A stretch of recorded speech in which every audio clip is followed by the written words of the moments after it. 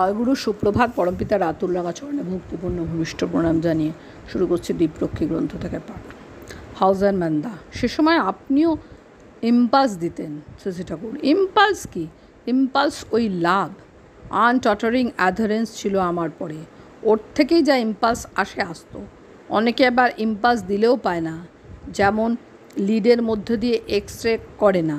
পঞ্চানন তর্করত্ন ছিলেন বিরাট পণ্ডিত, তার সাথে অনন্ত কয়েকদিন কথা কল। শেষে তিনি এমনভাবে মুভড হলেন যে অনন্তকে খুব ভালো বললে তো গেলেনই, তার নিজের বই, অনেকগুলো বইও দিয়ে গেলেন। অনন্তর রকমই এমন ছিল যে ওর বক্তব্য কারো পরে চাপাতো না। কথা বলতে বলতে এমন একটা ভঙ্গি নিয়ে বসতো যেন সে প্রশ্ন করছে। যাকে প্রশ্ন করতো সে তখন উত্তর দিতে না পেরে অনন্ত যা বলছিল তাই বলতে লাগলো। রামানুজের নাকি অনেক শিষ্য ছিল, শুনেছি তার মধ্যে একজন ছিল চাঁড়াল। সে আর তার স্ত্রী দুজনে মিলেই রামানুজের চান করানো, পায়খানার জল দেওয়া ইত্যাদি কাজ করত। খুব লাভ ছিল রামানুজের প্রতি। রামানুজ তাকে কোনোদিন গালাগালি করতেন না। বামুনদের তাই দেখে হিংসা হতো। তারা বলতো, ঠাকুর ওর জলে চান কেন করেন? বেটা চাঁড়াল, আমরা বামুন, আমাদের জল নেন না কেন? রামানুজ একদিন সেই বামুনদের একজনকে ডেকে বললেন, এই, ওর ঘরে চুরি করতে পারিস? ও কয়, আপনি বললে পারি। তখন তিনি বললেন, যা তো। ও তো সেই রাত্রেই যে চুরি করলো। চুরি করতে গিয়ে ওই চণ্ডালের স্ত্রীর গায়ে হাত দিল। হাতে যে গয়না ছিল তাই খুলতে আরম্ভ করেছে। একে একে সব গয়নাগুলো খুলল।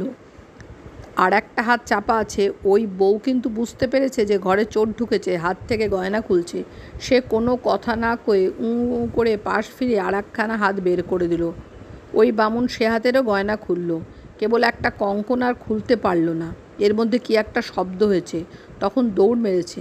বউ তাড়াতাড়ি উঠে ওর পেছন পেছন ছোটে আর ডাকে, আপনি আসেন, আপনি আসেন। আমার অসাবধানতার জন্যই আপনি আমার হাতের থেকে কঙ্কন নিতে পারেননি। আপনি এত কষ্ট করে এসেছেন, আসেন, আমিই খুলে দিচ্ছি। তখন আর কার কথা কে শোনে? সে বামুন দৌড় তো দৌড়। তারপর একদিন রামানুজ আর একজনকে ডেকে ওই বামুনের একখানা কাপড় পরতে বললেন।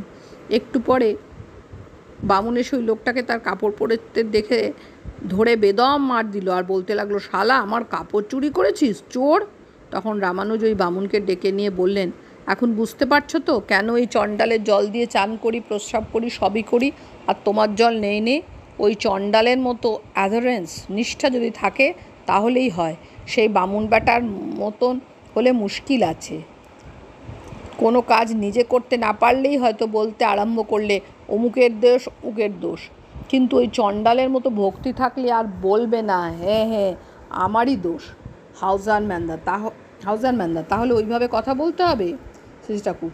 শিখে পড়ে মেকানিক্যাল হলে হবে না নে। ওর তা না, ওর ফিলিংই ওই রকম ছিল। জয়গুরু বন্দে পুরুষোত্তমম।